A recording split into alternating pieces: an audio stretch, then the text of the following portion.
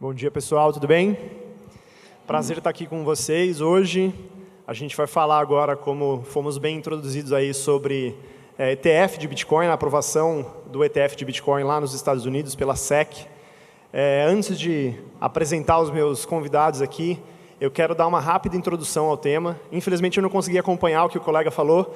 Vou tentar ser breve aqui antes da gente começar, mas acho que é importante a gente fazer essa pequena introdução, até para poder colocar todo mundo na mesma página e nivelar o conhecimento aqui, para garantir que todo mundo tenha o melhor aproveitamento do painel. Tá? Para começar a conversa, eu queria explicar rapidamente o que é um ETF e por que ele é um instrumento importante no mercado tradicional, né? E como que, no final das contas, o Bitcoin pode, em última instância, se beneficiar disso e quais são os riscos envolvidos com a aprovação de um ETF e a superinstitucionalização do mercado. Acho que até esse que vai ser o principal tópico de debate aqui entre nós quatro. Tá? Mas, de maneira geral, para quem não conhece, o ETF ele é uma sigla em inglês para Exchange Traded Fund. Exchange Traded Fund é um fundo cujas cotas são negociadas em bolsa, né? E esses fundos eles são emitidos por gestoras de investimento, né, que têm os seus fundos, são regulados, todos os instrumentos super tradicionais e que geralmente, principalmente aqui no Brasil, eles são fundos passivos. Né? Fundos passivos são instrumentos de investimento que seguem um determinado índice de referência e não tentam ter retorno maior ou menor que ele, mas exatamente o índice de referência. Então, por exemplo, se você tem um índice, né, um fundo de índice, que é como é conhecido o ETF no Brasil, de bolsa de valores, ele vai seguir o índice Bovespa. Um fundo de índice, um ETF de Bitcoin, seja de mercado spot, seja de mercado futuro, ele vai sempre seguir um índice de referência de Bitcoin, que é uma cesta de Bitcoins comprados em exchanges diferentes, por exemplo, ou em bolsas de derivativos diferentes, no caso de mercado futuros. A discussão que gira em torno desde lá de 2013, com a primeira proposta de ETF feita pelos irmãos Winklevoss, lá, que são os cofundadores do Facebook, e depois disso, por dezenas de outras propostas de ETFs que vieram para o mercado, todas elas encontraram um denominador comum, que é a rejeição por parte do regulador. Né? As alegações são as mais diversas possíveis, mas, em linhas gerais, a gente sabe que quanto mais o tempo passa, mais próximo a gente está da aprovação de um instrumento regulado como esse, e isso pode ser favorável em vários aspectos, porque, em última instância, isso traz liquidez para o mercado.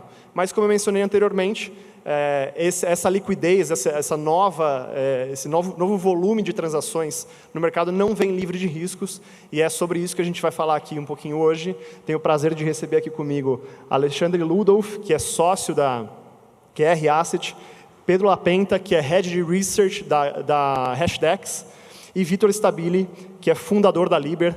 Pessoal, é um prazer ter vocês aqui com a gente. Obrigado pelo convite. O prazer é meu. Obrigado. Então vamos lá, acho que a primeira questão que a gente tem que discutir aqui, vou direcionar principalmente essa primeira pergunta para você, Ale, e para você, Pedro, sobre, a gente tem aqui no Brasil a Hashdex e a QR Asset bastante conhecidas aí pelos seus ETFs de Bitcoin Spot e outros ETFs de cripto, mas foram os desbravadores aí dessa indústria aqui no Brasil, tanto na frente de fundos tradicionais como de fundos negociados em bolsa, né?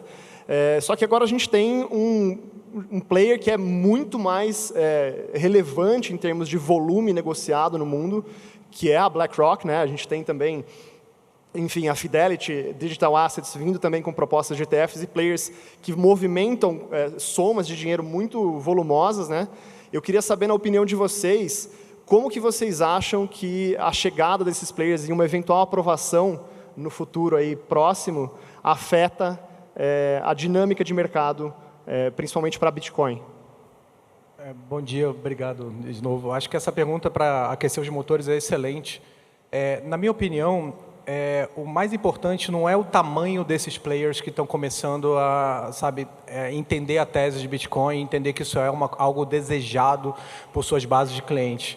E sim a ideia da mudança de perspectiva, né? Larry Fink, e tantos outros grandes gestores, economistas, eles tinham uma visão muito negativa quanto ao Bitcoin, não estavam entendendo. E quando a gente vê essas pessoas mudando de atitude em relação a entendendo a escassez digital, entendendo que descentralização é algo desejável no médio e longo prazo, apesar do usuário médio hoje não entender muito, né? Todo o nosso mundo é centralizado. Mas, para mim, é um divisor de água, assim, quando eu vejo uma BlackRock, uma Fidelity, tentando fazer application para ETFs no mercado que antes era dominado por players nativos. Então é isso, Bitcoin veio para ficar, não vai para lugar nenhum, e na minha opinião foi o que o Nicolas comentou. Você tem aí uma demanda maior, né, marginal. Muita gente não compraria Bitcoin diretamente, tem medo das corretoras, tem familiaridade com essas marcas, né, que a gente está falando, e eu acho que isso pode ser muito bom para a capilaridade, para o aumento da demanda, de tudo que quem está aqui já conhece. Mas, na minha opinião, uma democratização de acesso, e isso é muito desejável. Obrigado. Eu estou um pouco nessa linha também de interpretação, né? O mercado americano, a gente está falando especialmente aqui, quando a gente está falando de ETF, nós estamos falando do mercado americano, que é o maior mercado de capitais do mundo. A gente quer, como apoiadores da tecnologia, a gente quer que isso seja disseminado o máximo possível, né? Agora chegou a fase de, vamos dizer assim, de institucionalização, né? Então, como se fazer isso?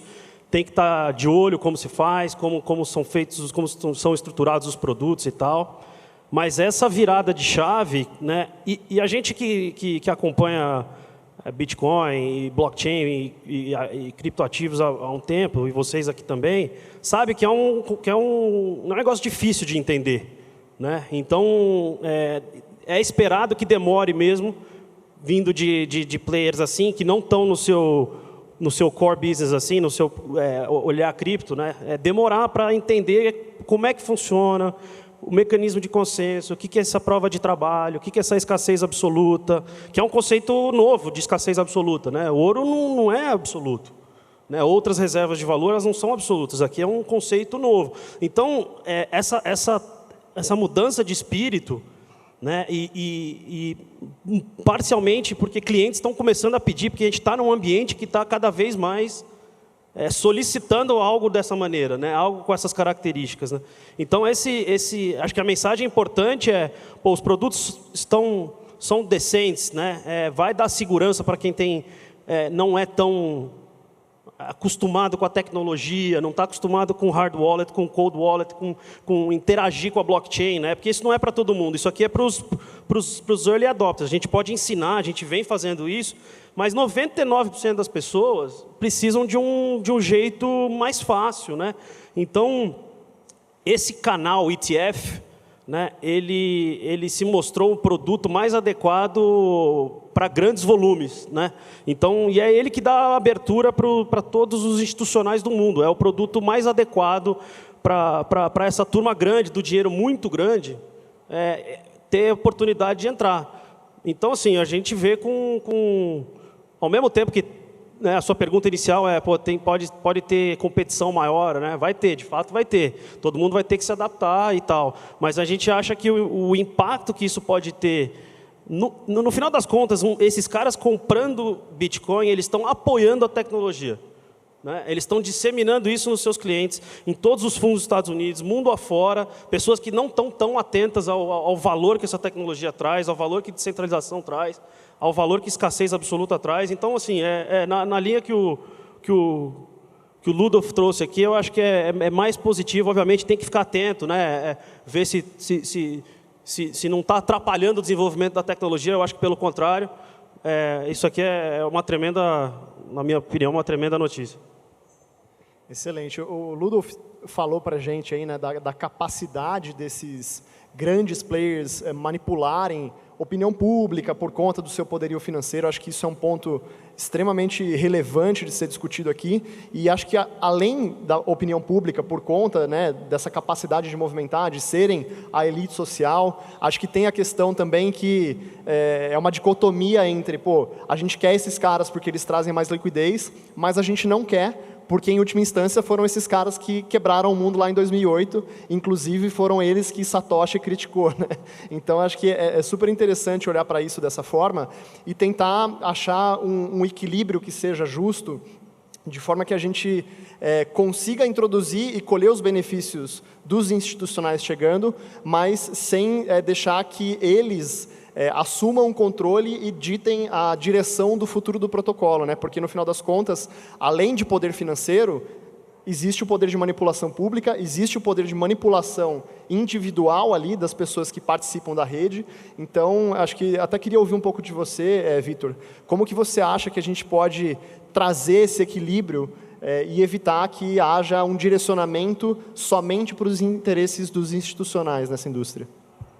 Essa questão de governança é uma questão interessante, porque já causou problema até no mercado tradicional, né? De uns anos para cá, o mercado de fundos de índice cresceu muito. Eu acho que por dois motivos. Um é porque as pessoas perceberam que é muito difícil um gestor ativo vencer um índice, ainda mais pelos custos baixos desses fundos. E o outro é porque, como a gente que está aqui sabe que o nosso dinheiro está sendo muito manipulado e as pessoas começaram a usar esses fundos de índice como reserva de valor, já que o dinheiro não servia mais para isso. E acabaram que essas grandes gestoras estão com participações muito grandes no capital de várias companhias abertas. E já teve alguns casos que elas usaram esse poder para votar a favor de algumas pautas que prejudicaram a empresa. Tem um caso na indústria de óleo e gás que um pequeno investidor ativista queria adotar diversas práticas ESG e o gestor desse fundo de índice apoiou ele e basicamente tomaram o controle da companhia. Isso deu muito problema. Então, eu vejo que até as próprias gestoras já estão com essa preocupação de elas próprias não manipularem o mercado por terem esse poder tão grande.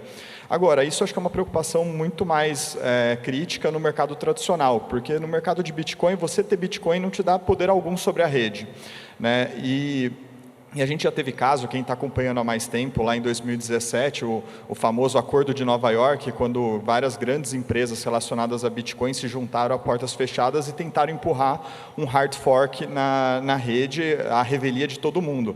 E na época, eu acho que eles tinham muito mais chance de ter sucesso do que uma gestora de um ETF, porque eles tinham mais de 80% do hash rate da rede, né, e essa questão dos mineradores votarem para forks era algo que era considerado, de certa forma, legítimo até então, e também eram várias corretoras, como uma Coinbase, também tinha várias wallets, então eles tinham um poder de manipulação, de influência muito maior do que eu acho que essas gestoras de ETF vão ter. E mesmo assim, os usuários de Bitcoin conseguiram vencer essa ameaça. Então, acho que isso não é uma coisa que me preocupa muito. Minha maior preocupação está do lado do Estado. Eu acho que a preocupação que a gente tem que ter com o ETF, e assim, eu acho que tem que ser aprovado, acho que vai ser positivo, mas a gente tem que ter uma preocupação de longo prazo, porque você acaba centralizando muito esses depósitos de Bitcoin em alguns poucos custodiantes. E aí a gente se põe numa situação de risco para o que aconteceu em 1933, quando o presidente Roosevelt, né, criou aquela ordem executiva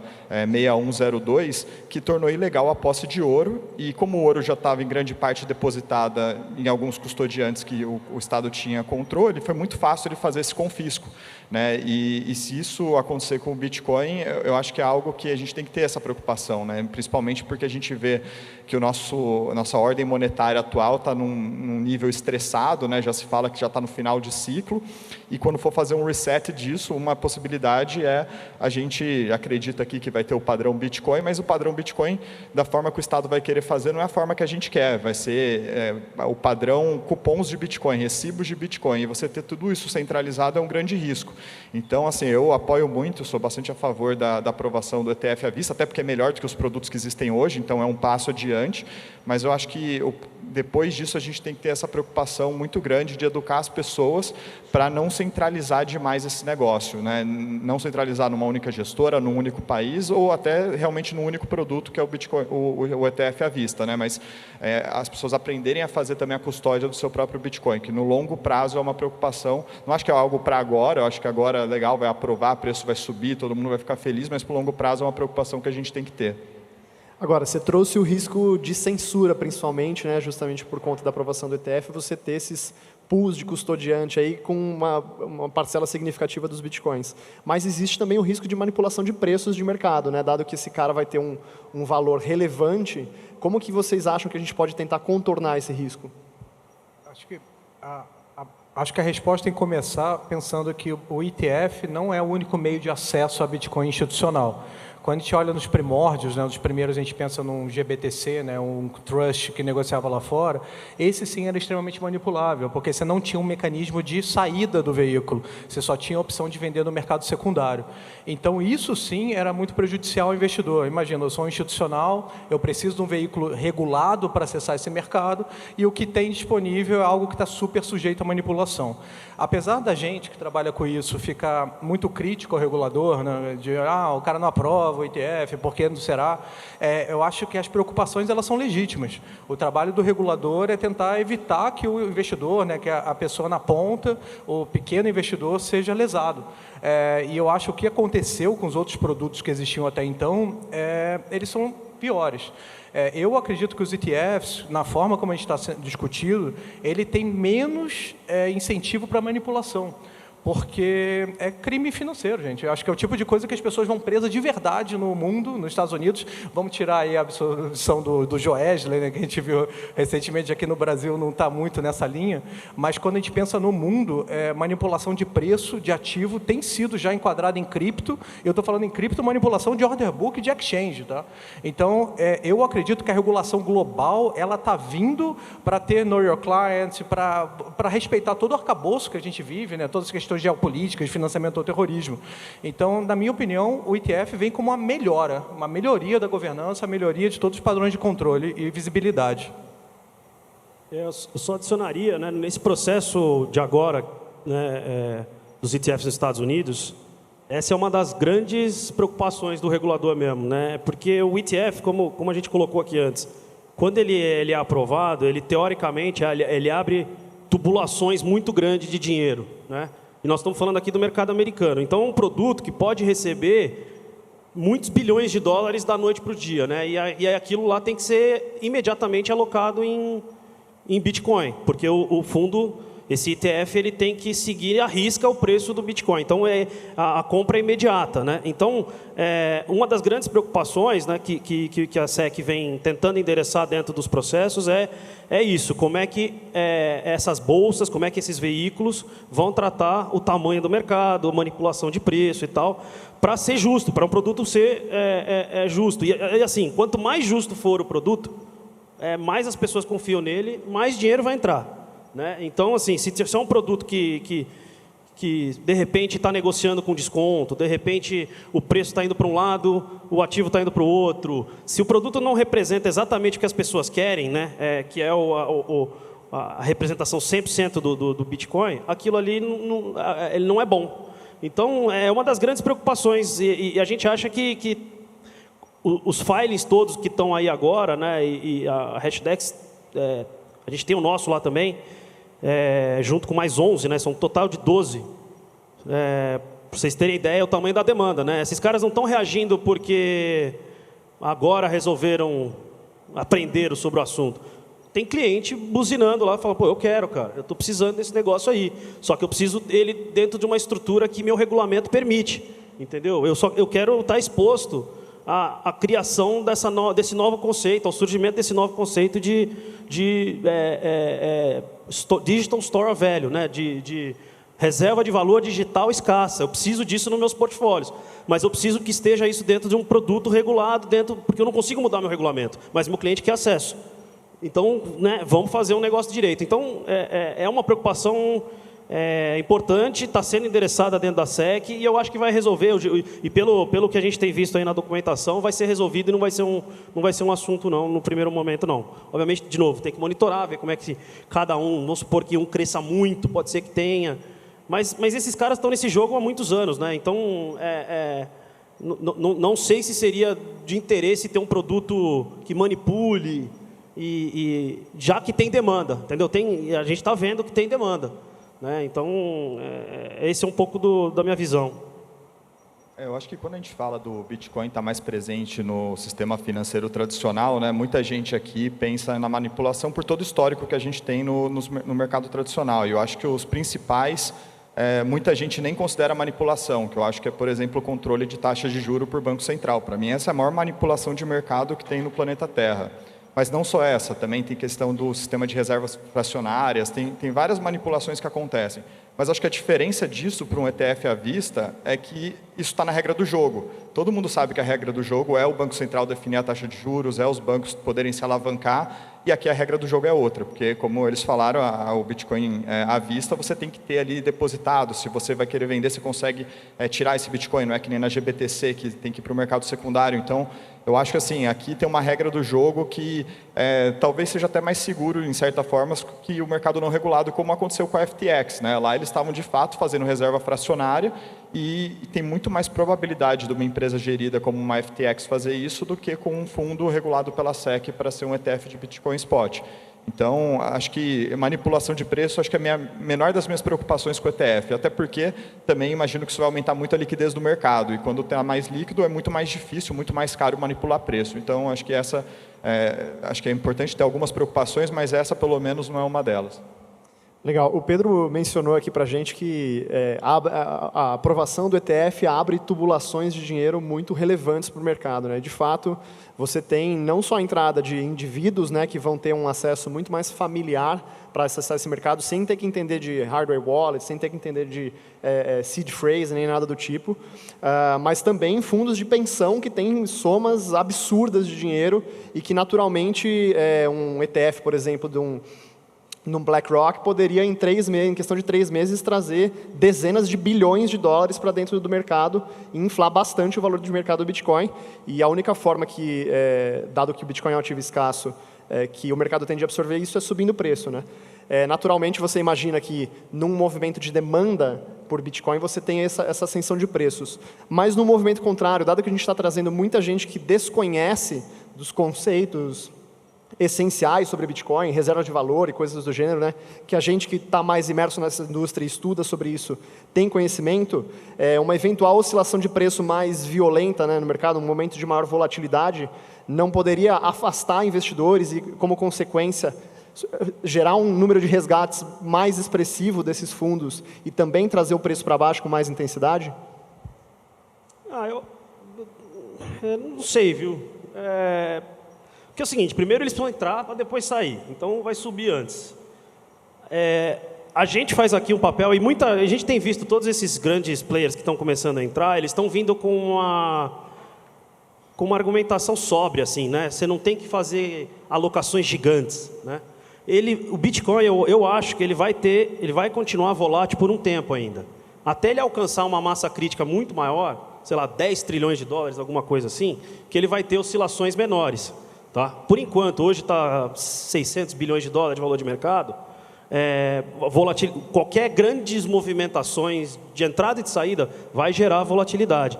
Mas essa turma nova que está entrando, eles têm gestão de portfólio, tem limite de risco, tem que colocar 1%, depois põe 2%. É um outro perfil, óbvio. A gente, pessoa física, eu sou o próprio gestor de risco, eu que aguento minha volatilidade. Se cair 50%, o problema sou eu comigo, entendeu? Você está sentado num fundo soberano gigante, você não consegue colocar 50% do fundo, a não ser num veículo específico, que é só para aquilo, você não consegue colocar uma alocação desse tamanho, entendeu? Não passa nos limites de risco e tal. Então, óbvio, eles não estão acostumados com a volatilidade de cripto, que, assim, historicamente, até hoje, talvez tenha sido a classe de ativo mais volátil aí do mercado disponível. Ultimamente está mais calmo e tal, mas eu não vejo assim. Eu acho que vai demorar também um pouco, tá? Eu não vejo uma enxurrada de 200, 300, 400 bilhões de dólares em 2024. Assim, a gente conversa muito disso lá, qual que é o tamanho disso. Bom, assim, obviamente que um BlackRock tem 10 trilhões de dólares, qualquer movimentação dele é relevante, óbvio, né? Mas assim, lembre-se que ele está gerindo dinheiro de terceiros, né? Ele vai sugerir alocações às vezes para esses clientes podem ou não alocar, todos estão começando na jornada de entender essa classe de ativo, entendeu? Esses caras precisam justificar em comitês por que aquilo funciona de tal jeito, e a nossa experiência, assim, dentro da curva de aprendizado dessa turma está meio distante ainda, entendeu? De maneira geral. Mas, assim, o mundo está meio confuso demais, assim. Então, assim, alguma demanda tem lá, entendeu? Não é à toa que tem 12 processos para ETF nos Estados Unidos, né? E nós estamos falando dos Estados Unidos, mas isso aqui é um bicho da internet, né? Então, é de qualquer país. Então, assim, a Ásia avançada, a Europa avançada, a gente aqui também com bastante coisa acontecendo na América Latina, Brasil especificamente. Então, assim, tem que... Obviamente que os Estados Unidos é muito grande, é relevante, mas tem que olhar no contexto global também. Mas, assim, eu acho que vai começar pequeno, mas como é muita gente, vai ter um impacto relevante. Eu não vejo... se for por essa linha, assim, a galera gerando a volatilidade adicional do que já tem, entendeu, no Bitcoin. Eu acho que o que eu tenho para contribuir nesse tema é que o ETF, por definição, é um veículo de holding, né? Um veículo que as pessoas compram porque estão vendo valor no médio e longo prazo. E um Bitcoin vai ser sempre um Bitcoin. Quando a gente vê processos inflacionários, processos, sabe, de dinâmicas geopolíticas super complexas que a gente está vivendo hoje, eu começo a ver que cada vez mais a população, não só dos países em desenvolvimento, que estão acostumadas, né, com crises cambiais, crises inflacionárias, começam a ver o valor do Bitcoin. Vamos falar aí dos nossos amigos argentinos. Mas o Bitcoin, ele permeando, ele vindo mais para a sociedade, tendo centenas de milhares de investidores novos entrando, sim, vai ter o lado ruim de aumento da correlação do Bitcoin com outras classes de ativo. O Bitcoin não vai continuar sendo uma ilha como foi, sabe, do lado de 2014, quando estava restrito a um grupo super pequeno. Mas eu acho que essa popularização, essa democratização de acesso ao Bitcoin vai sim ter o inconveniente de deixar a correlação com os ativos maior, mas ainda assim a gente sabe que não tem como ser desvalorizado por inflação ou por uma política monetária, sabe, de governos que mudam. Então, para mim, é um ganha-ganha. Sim, vai ter um pequeno problema aí de talvez aumento dessa correlação, né? Supõe um bear market, onde as pessoas começam a vender no pânico, mas, por outro lado, lembrando, o ETF vai ser majoritariamente negociado em bolsa. Então, eventualmente, o impacto ele fica mais restrito aos investidores do ETF e não a quem tem o Bitcoin direto. Tem essa divergência aí, né, de como o ETF opera em relação à compra e venda direta do Bitcoin. É o que o Pedro falou, assim, a volatilidade já está no preço, ele já é extremamente volátil. Então, quem entrar, vai entrar sabendo que ele tem esse perfil. E eu também acho que vai ter muito esse movimento de famílias, pessoas mais tradicionais comprando um percentual pequeno do patrimônio, ali 1%, 2%. E quem tem 1%, 2%, não é porque caiu que vai vender, é o cara que vai falar, caiu, vou esperar voltar. Então, se realmente esse perfil for quem vai entrar mais com o ETF, eu acredito que sim, porque quem está querendo realmente dar all-in, né, fazer coisas mais arrojadas, hoje já tem como fazer isso do jeito tradicional. O cara que está esperando o ETF é o cara que está no family office, o cara que está no wealth management. Então, eu acho que talvez até tenha uma diminuição da volatilidade, né? Tanto pelo aumento de liquidez, mas também por a pulverização disso, né? Se pessoas contêm um percentual menor do patrimônio alocado e menos incentivo de ficar vendendo isso por conta de um bear market. Legal. Vitor, você mencionou que a manipulação de preços é uma das suas preocupações menores aí com relação à eventual aprovação de um ETF, mas eu acho que olhando por uma outra ótica, existe uma crença no mercado de que a aprovação de um ETF pode gerar honeypots no mercado, né, que são uma quantidade massiva de fundos custodiados por pequenos grupos de indivíduos, e isso pode atrair não só cybercriminosos e hackers que querem, de alguma maneira, desviar esses recursos para benefício próprio, mas também alguns crimes um pouco mais sofisticados, e eu estou falando especialmente de crimes de colarinho branco, né? Você acha que a aprovação de um ETF agrava essa situação, ou, na verdade, uma coisa não tem nada a ver com a outra? Acho que isso também vale para os demais convidados. Eu acho que vai melhorar a situação, na verdade, né? Porque você vai ter algumas entidades ali que, como eu dei o exemplo da FTX, né? Então, ali a pessoa estava... era um golpe, ninguém sabia, não tinha ninguém olhando. Aqui é mais difícil porque tem todo um sistema de governança mais robusto de auditoria. Então, acho que, nesse sentido, diminui. Também, em geral, esses esquemas pirâmides e tudo mais, eles querem que a pessoa compre o Bitcoin físico e envie para ele justamente para não ter recurso, não ter como você saber para onde foi, como pegar de volta. Então, o ETF Spot não vai ser usado para isso. Não tem como um piramideiro falar, olha, compra aqui cotas do ETF Spot, me manda as cotas do ETF Spot. Não existe. Então, eu acho que o efeito em relação a fraudes vai diminuir bastante. Mas eu me refiro especificamente, assim, quando eu digo crimes de colarinho branco, de alto escalão de executivos com capacidade de controlar carteiras de muitas pessoas, né, bitcoins de muitas pessoas que estão alocados na forma de fundos ali. Lógico que carteiras de grandes instituições dessa forma, elas são todas multisig, né, você precisa da aprovação de 3 stakeholders aí, que é o gestor do fundo, que vai dar a ordem de compra ou venda, né, ou de movimentação. Você precisa do custodiante e do administrador, né? É assim que funciona no mercado tradicional. Mas, eventualmente, dado o incentivo de você movimentar esse valor para uma carteira pessoal, será que não pode existir um conluio aí entre essas 3 figuras para movimentar e dividir esse pote de ouro entre os participantes? Eu acho que ainda assim melhora, porque vamos pensar no mundo sem o ETF à vista, uma empresa quer holdar Bitcoin. Né? Quem vai ficar com essa chave? Né? Qual administrador ou administradores? Então, acho que uma empresa ter que criar todo esse esquema de multisig dela, essa governança, tem um risco maior de ter algum problema de colarinho branco do que a empresa escolher um gestor de um ETF Spot e colocar lá que vai ter uma governança muito mais robusta. Então, até como eu falei, assim, eu acho que o produto é positivo, tem essa preocupação de longo prazo da centralização, mas eu acho que um caso de uso para mim que é óbvio desse ETF é para empresas, que aí é muito mais fácil. Você terceiriza essa segurança, você terceiriza essa governança. Então, eu acho que, nesse sentido, vai incentivar mais empresas a colocarem parte do caixa delas em Bitcoin versus antes, justamente porque eu acho que acaba reduzindo esse risco de fraude, né, dentro da própria empresa. Concordam? Eu concordo bastante. Eu vejo o ETF como ganho de governança no geral. E sim, eu acho que a preocupação com os prestadores de serviço, né, que essas gestoras são obrigadas a contratar, quando a gente pensa do custodiante institucional, ou então a negociação via corretoras reguladas, isso deixa tudo muito mais transparente. E até voltando ao que eu comentei numa outra resposta, a descentralização é algo que é muito desejável para nós. Mas as empresas, por exemplo, elas têm um relacionamento bancário, elas são auditadas, elas negociam em bolsa.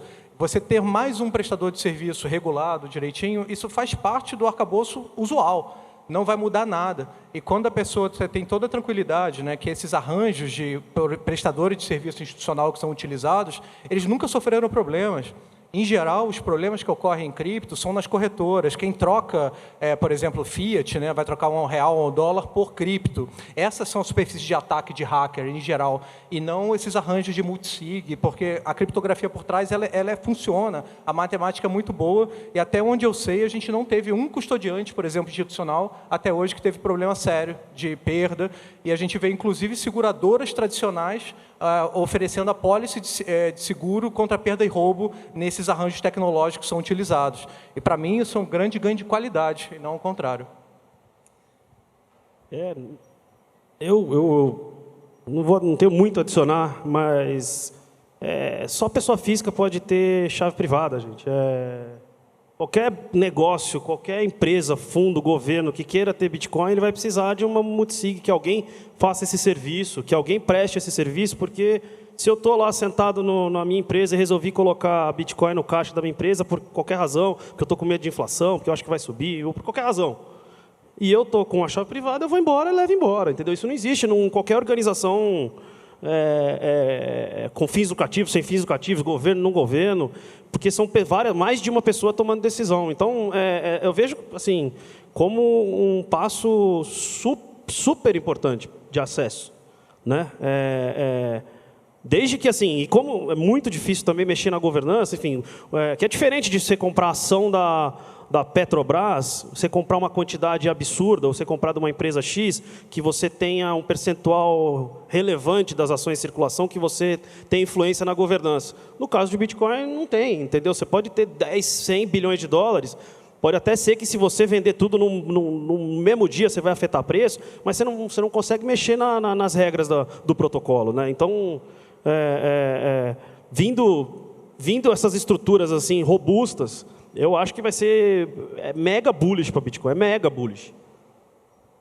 Excelente, pessoal. E aí, minha última pergunta aqui antes da gente encerrar, vamos imaginar aqui um mundo onde o acesso para Bitcoin é tradicionalmente feito por ETFs, né? A gente conseguiu as aprovações e tudo mais. Como que vocês acham que isso afeta a tese de Bitcoin enquanto ouro digital ou ativo escasso absoluto? Isso aumenta, reduz? Como que isso afeta diretamente a correlação do Bitcoin com outros ativos do mercado tradicional? Posso? Então, eu sou da linha de que a gente está numa fase do ativo de que ele está com 600 bilhões de dólares de valor de mercado. Eu acho que isso aqui pode ser 10, 15, 20 vezes maior. Não acho que a segunda reserva de valor maior do mercado, que é o ouro, é um mercado de 10, 11, 12 tri de dólar, vai ter 10 vezes capacidade de se multiplicar nos próximos anos. Pode ser que dobre, pode. Mas o Bitcoin pode multiplicar por 10, 15, entendeu? Então, assim, se você passou 10 anos, multiplicou por 15 e o ouro por 2, foi descorrelacionado, entendeu? Chegou num tamanho mega relevante lá na frente, que eu acho que ainda não é essa fase, a gente acha que tem uns 3, 4, 5 anos aí de a tese se consolidando, pessoas se interessando, comprando mais, e isso se disseminando no mundo afora, a gente vai ter uma fase descorrelacionada ainda, cara, eu acho, entendeu? Então, se correlacionou no ano passado, né? Porque foi o pior ano em 100 anos, né? Que a classe de ativos de bolsa caiu mundialmente 20%, 25%, renda fixa caiu mais 20%, 25%. Essa magnitude de queda, do ponto de vista global, assim, acontece a cada 100 anos. E cripto, vindo de uma mega alta de 2021, 2020, de Covid, ajustou e está dentro dos ciclos naturais do próprio Bitcoin, né? E agora nós estamos retomando já com 100% de alta no ano. Então, eu não vejo... Lá na frente, talvez. Mas aí aconteceu a tese, entendeu? Aí o negócio virou uma classe de ativos gigante, mas aí você já está em, sei lá, 5, 10 trilhões de dólares, e a gente está em 500 bi, então 600 bi. Então, minha visão é nessa linha. Eu acho que, do meu lado, só tenho a concordar. O ETF virando o padrão de acesso, eu acho que ele vai ganhar outras características. Você vai poder, por exemplo, usar seu ETF como colateral do financiamento, usar isso como garantia, porque na prática o ETF é só um veículo para envelopar esse Bitcoin num formato que é mais convencional, para a gente, mais acessível no arcabouço que a gente usa, né? Os distribuidores de fundos, todos os outros investimentos. Mas como eu acredito que o Bitcoin é um valor, né? Uma garantia fantástica, não é fraudável, você não precisa despejar, por exemplo, receber um imóvel. Por que não utilizar esses ETFs como colateral, por exemplo, num financiamento? Eu acho que o caminho vai ser esse, né? E vamos ser bem honesto aqui, né? ETF, esse conceito tradicional, talvez esteja 5, 10 anos, tudo vai ser token. A gente está falando aqui de uma indústria intermediária, onde a gente ainda precisa das gestoras empacotando esse produto dentro da regulação atual. Mas depois, acho que a gente vai negociar tokens lá na frente.